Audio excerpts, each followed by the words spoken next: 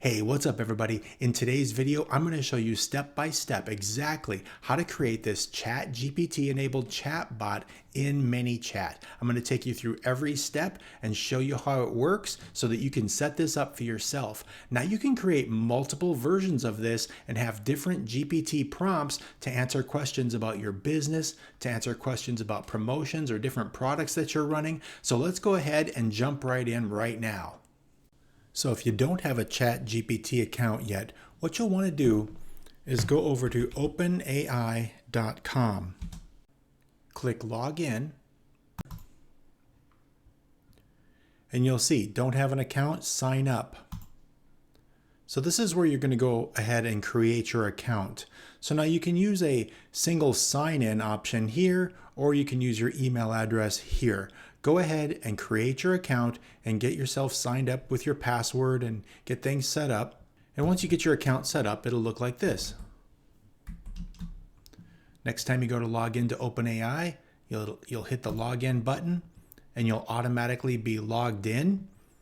Now, over here is where you're going to be able to find the API information that you'll need to integrate with your ManyChat account. Then you'll come over here to the left-hand column and you'll mouse over this menu right here, and that's where you'll find API keys. So go ahead and click into that. And what you'll want to do is create a new secret key for yourself, and you'll want to go ahead and name it something, like you can see mine here, TA Marketing. So what'll happen is you'll get a secret key that you'll want to keep somewhere safe in case you need it again. Otherwise, you'll have to come in here and delete it and then create a new one if your account ever gets corrupted or something. But just go ahead and save that secret key. Then you'll come back over to ManyChat with your secret key saved. And now what you're going to do is go into Settings and scroll down here to Integrations. And that's where you're going to see your Connect ChatGPT account. So here's an image of what it'll look like when you come over to your ChatGPT account Connect and you don't have it set up. You'll just go ahead and put your API secret key right here and connect your ChatGPT account. And then it'll look like this. ChatGPT is already here and your account will be connected. Okay, so once your integration is complete, what you'll want to do is come over to the Automation and Fields area. So you'll click here and this is where you're going to find user fields. So this is what we're going to do. Let's go ahead and create a new user field, and it's going to be called ChatGPT input.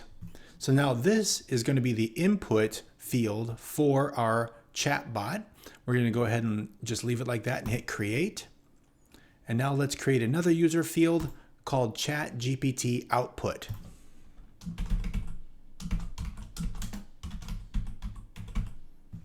And create that.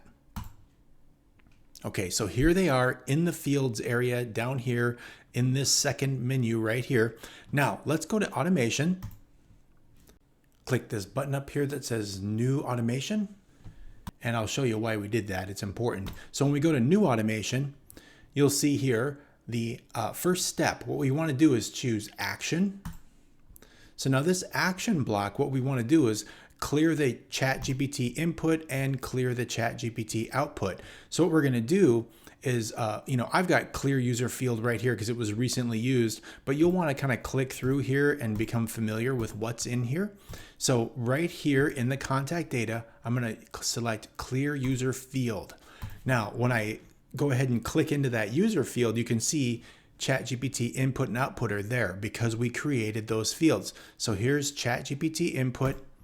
Now let's do another action. We're going to clear the user field, ChatGPT output. Okay, so now we've got that first block figured out. So the next step is going to be to either hit the plus sign here to create a new block, or you can click and drag right here. So you can click and drag right here and another conversation line opens up. You release it. You can choose Messenger, or you can click the blue plus right here. And then you can choose Messenger here. So there we are with my new Messenger block. Now this is a text block. This is for using something like buttons and making a statement and then having multiple choice buttons right here. You can have up to 3 buttons. But what I want to do is I want to replace that with a user input, because we're going to ask a question, or we're going to say, hey, how can I help you? So let's go ahead and click user input. Now you can see enter a question. That's different than enter your text. Let's go ahead and get rid of the text block by clicking that X.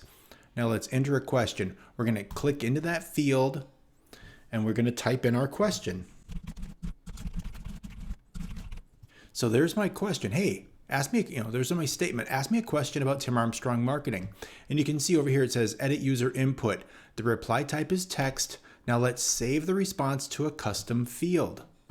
And that custom field is going to be ChatGPT input. So we'll click in there and we'll go ahead and type ChatGPT and it'll start to come up right here, ChatGPT input. So it's going to save that response to that custom field.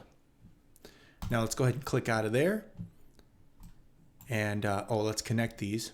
So you want to make the next step. So what you're going to do is click here and just drag that line to the next block and release. So now the next thing you want to do is acknowledge the fact that they've asked a question. So let's go ahead and click, drag, release, and choose Messenger again. So let's go ahead and just put something in here like,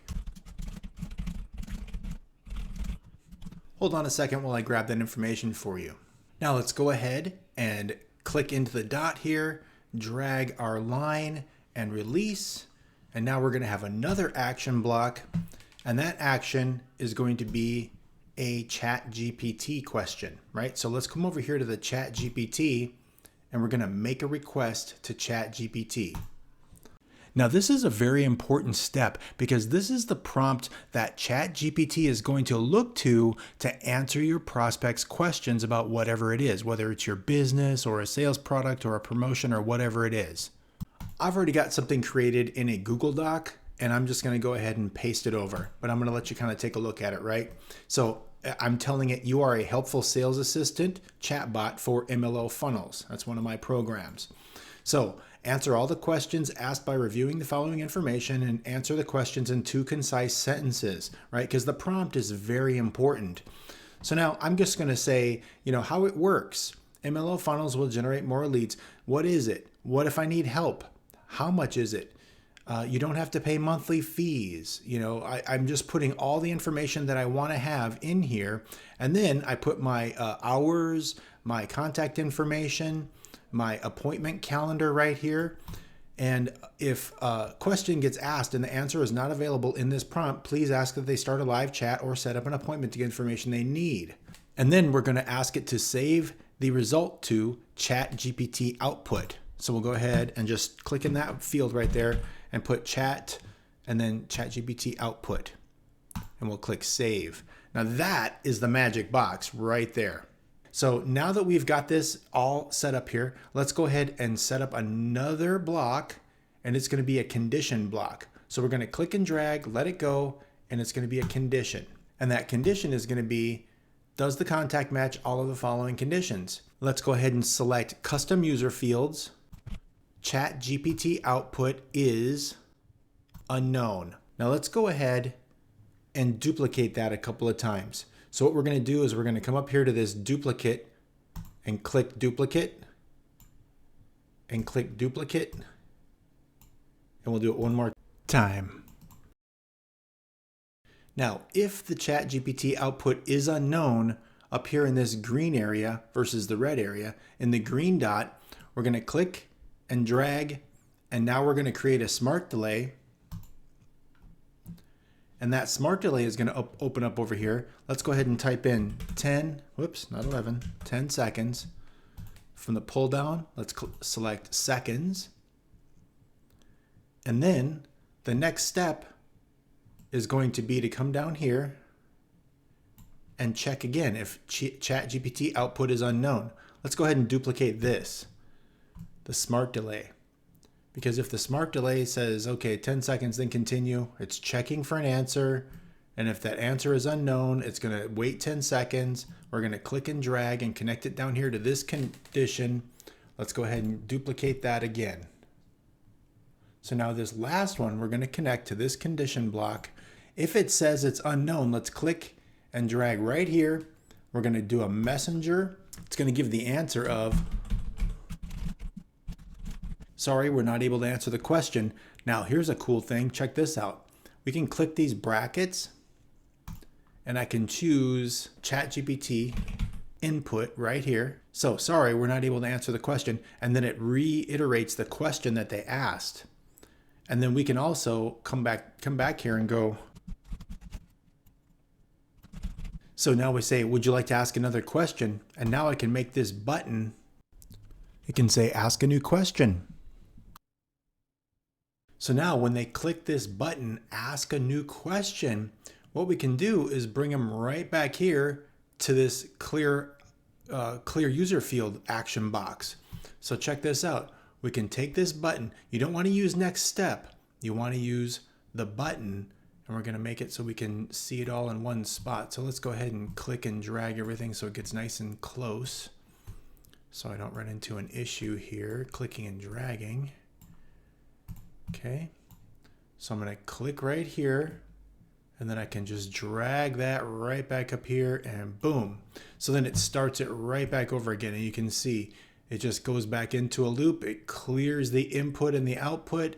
When the answer is forthcoming from ChatGPT, we can set up a messenger box right here, click it into place, and we're going to connect the red part right here to this next one. Because if it doesn't match that condition that the ChatGPT output is unknown, we want it to go to this box where we're going to deliver that answer.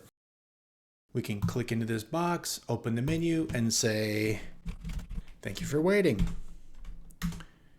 And now the answer can be right here. Oops, the answer can be right here. We're going to click into these brackets right here and then type in chat, and then we'll select ChatGPT output, right? So there you go. And we can ask again, would you like to ask? Would you like to ask another question?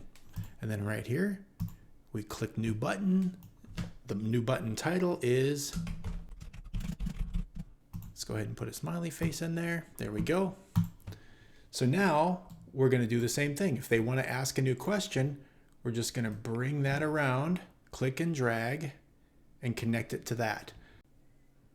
So there you go. That's your ChatGPT enabled ManyChat chatbot.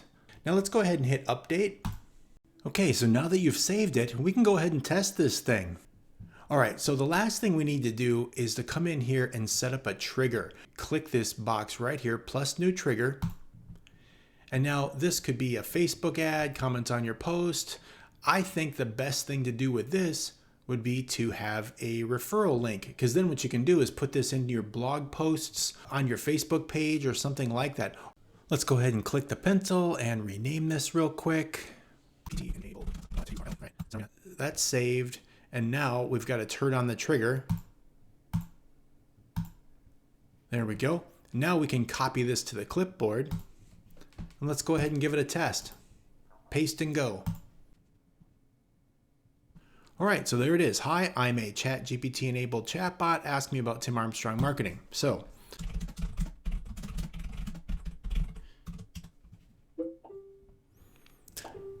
that's right. I put the MLO funnels input in here, and so it didn't say anything about creating websites. So now I can ask another question, and let's go ahead and ask, can you help me create chatbots?